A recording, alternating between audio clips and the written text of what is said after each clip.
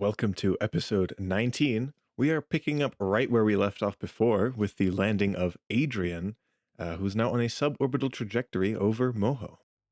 So, I'm gonna burn a little, bring myself on yep, there we go, a course that intersects with the land. And I want to point southwards to kind of bring my trajectory better over there. Now we get the flight engineer. Suicide burn. So it won't be perfect, but it'll be a pretty good estimate of what I actually need to do. We'll be coming down in the Midlands. And we'll have actually enough fuel on here that we can probably hop around and visit a few locations, although the mystery goo is single use. And I'm going to have to land delicately because I will be coming down onto the engine there. And I want the torque to... the torque of the capsule to be enough to keep us upright, which also means I'll have to come down somewhere flat. If I end up tipping over, it'll probably mean that I can't go anywhere else. So I think over this lip is where it starts. So I'm going to burn a little more. And that should make this suicide burn a little bit more accurate. So now we're flying over the surface here. And yet we're below the time warp limit. So 4 times speed. And we are now just falling towards the surface of Moho. Vertical speed 43 meters per second. So we should be pretty good. Coming out over the lowlands, southeastern lowlands. And I want to actually come down in somewhere in this region. So I'm going to start burning. And eventually, yeah, I'm going to come down somewhere over there. Okay. The countdown is being a little bit weird. So I'm not entirely sure what is up with that. Flight engineer is having a tantrum. Okay, I think it's converged. Somewhat. 4 kilometers up, 500 meters per second. Our thrust to weight ratio 9 to Moho's gravity. So I'm going to kill a little bit more speed. Okay, now this is converged a little bit better. 8, 7, 6, 5, 4, 3, 2, 1, and burn. We can probably visit most of the biomes with the amount of fuel we'll have left on this. On Adrian, on our lander. So most of our speed is gone now. And I'm actually just going to kill off the rest of my horizontal speed. And I do have partial throttle control, because we do have full contact. We're relaying through Rocky. And I believe this antenna will also function as a very short-range relay.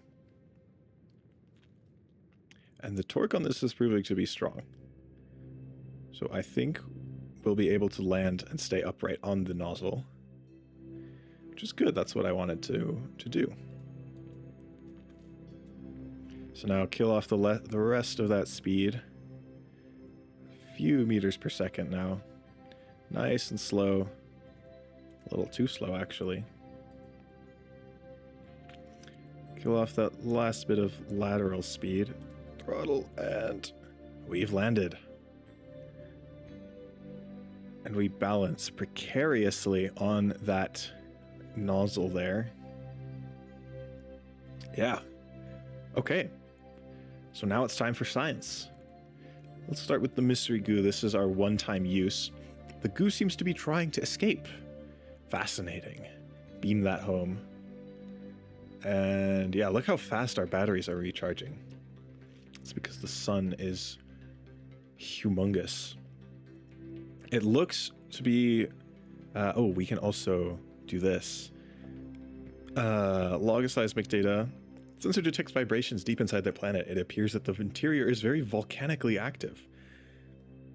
Although I believe that Mercury, which is of course the planet that Moho is based on... Oh, okay. Let's actually... Oh, no, don't break. Come on. Whoa, whoa, whoa. Okay.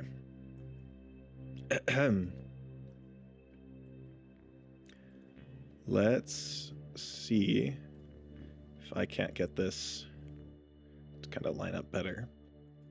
Okay, and we'll need to activate the partial transmission. Log seismic data. And hello. Transmit that. Okay, it's not transmitting. That is a little bit odd. Log. Keep. Okay, review data. Transmit.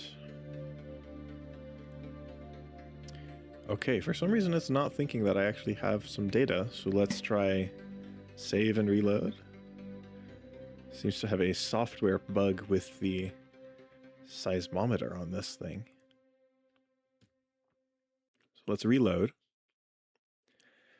See if that fixes our problems. Otherwise, we will unfortunately have to not get seismic data from this location until we can figure out what would be the problem. Okay. Nice, nothing's broken. Oh, it is transmitting. Okay, good. And we're gonna have to wait for that to churn through the data there. And there we go. Oh.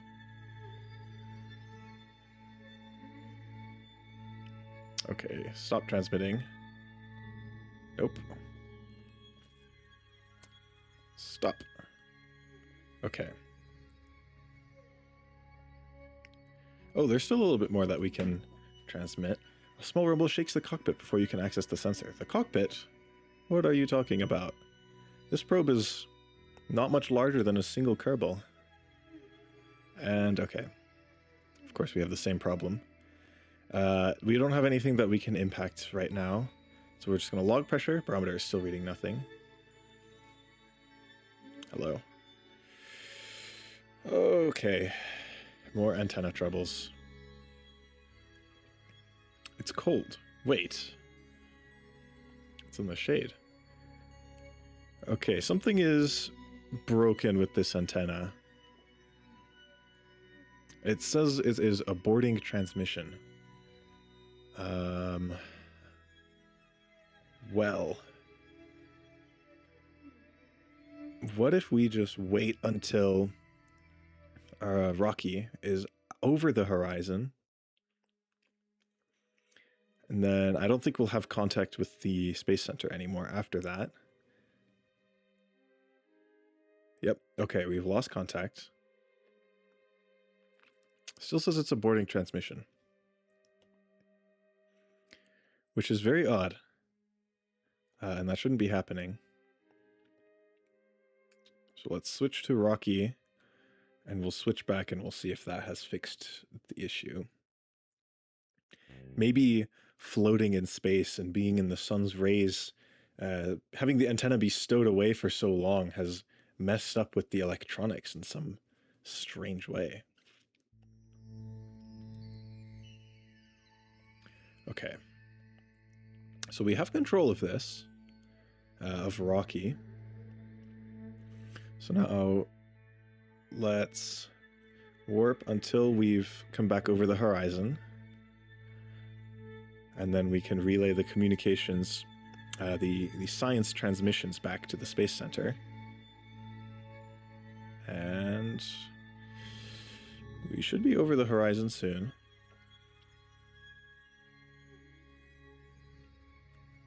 Well, I guess... Yeah, we're relaying it. Okay. switch to Adrian. And I need to fix whatever is wrong with the antenna. Something that I'm doing, I think it's the allowing partial that is breaking the antenna. And I think it's just getting confused about whether or not it's transmitting or not. Well, I could be wrong. There's some kind of bug going on. Yeah, so it's in the middle of transmitting.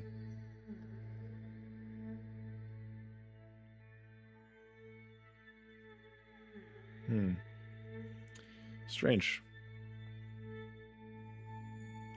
So we have that. And we have that. And these pieces of data have not been transmitted. And neither has that. So I spent some time trying to figure out what had gone wrong here. Obviously there's some kind of a bug with the antenna mechanics and probably with something interstellar. So we do another save and reload. And you'll notice it's transmitting the data briefly at the start there. And then it immediately drains its power and runs out of battery. So you can see I had to enable infinite electric charge. And that way the batteries didn't immediately run dry as it was transmitting. And then we disable the, what's it called? Infinite charge. So now we've transmitted the data and the antenna is working, which is cheaty, I know, but it is what ended up working. So I end up doing one last save and reload, and then we run out of charge, of course, because I disabled it.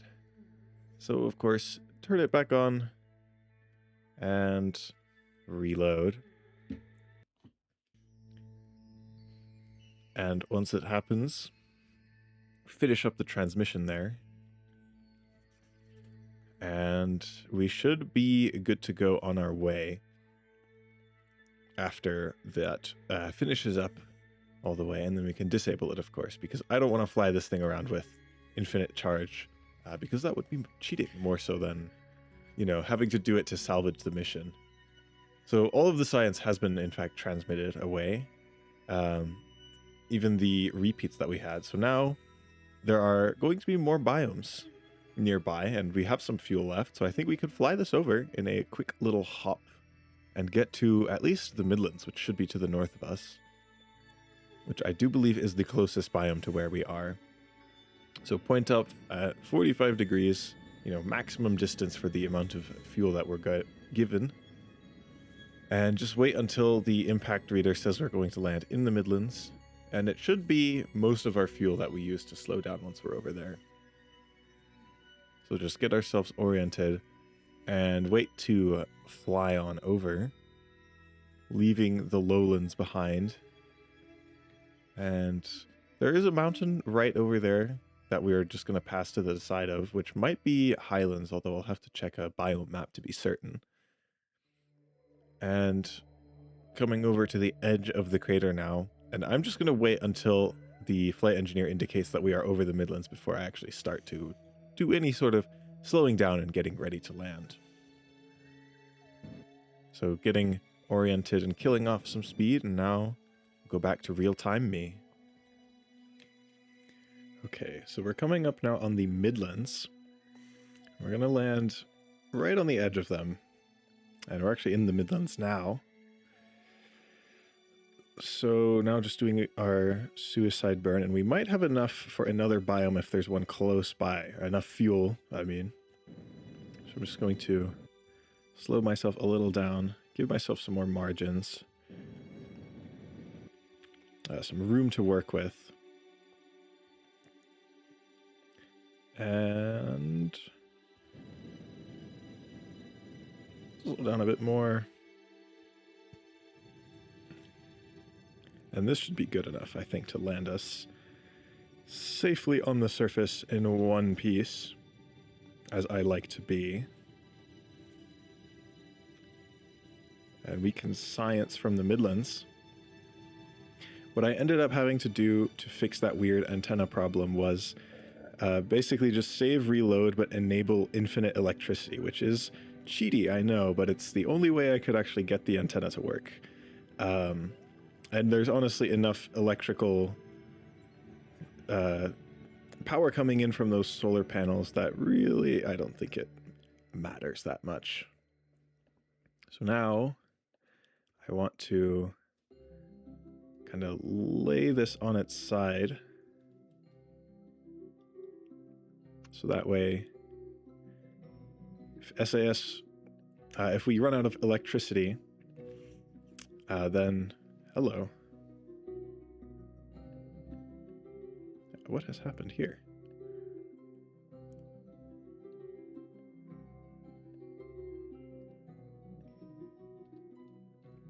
Okay, weird camera glitch there. Adrian is turning out to have some technical difficulties. I'm going to revolve us around, get the most exposure on these panels that I can. And now we can do some more science. So I also need to allow partial. Temperature. Transmit that. Temperature from the Midlands. I didn't even read what it said. Let the batteries charge back. Pressure. The barometer is still reading nothing. Yeah, we did go up, and going up normally decreases your pressure, and 0 is as low as you can go from 0, as it happens when you can't go negative. Thermal expansion from the sun is causing geological activity. Incredible. On Mercury, Mercury has one of the largest impact basins in the entire solar system, if not the largest, which is, I forget the name of it. I want to say like the Hellas impact basin, but I think that's the one on Mars. But it has this giant impact crater that takes up a huge fraction of the surface, and on the other side, there are seismic wrinkles from where the seismic waves came back together and like bunched up all around. So now, I might need to check a biome map, but I believe that those craters to the west are in fact another biome. And I may have just enough fuel to get there, although it would be very much pushing it quite a bit. So let me just check. We were in the southeastern lowlands. Those would be minor craters. Okay. And I just need to see if there's anything else nearby to us. There are some highlands, actually. So I think we'll go for the highlands. To the east and to the southeast. So right now we're going north. So I want to go this way. I want to burn up, actually. Okay. That was not enough. We'll have just enough fuel to land back. Do we risk it? It will be risky. We'll have 2 meters per second to spare. Highlands. So close and yet so far. Okay. 11, 10, 9, 8, 7, 6, 5. Oh, it's going to be close. I'm going to burn a little more.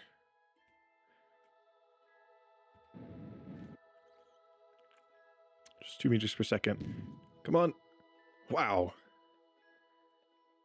Clearly that engine is made of some kind of really strong material that I can't think of a witty enough name to call. That was quite an impact that we took there. Just going to let it rest. Find its preferred orientation.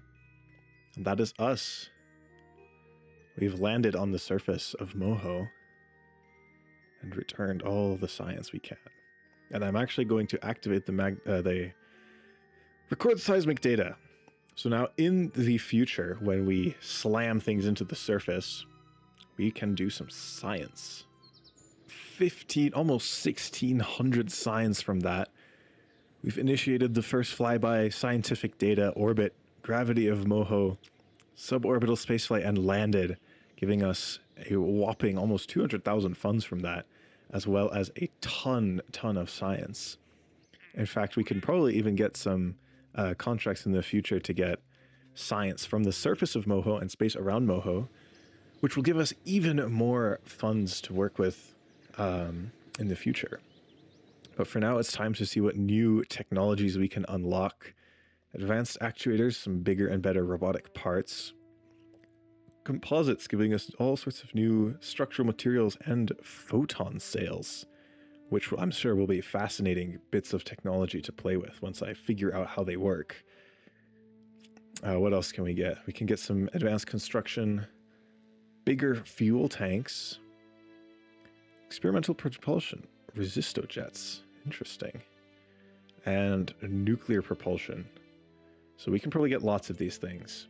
I'm going to get nuclear, which also opens up nuclear power, giving us our first nuclear generator. A very expensive thing, but that will help us with beamed power. Let's see. What else can we get here? Heavy aerodynamics, bigger plane parts, which I think will be pretty useful. But we will have to see all of these parts being used in future episodes. Until next time.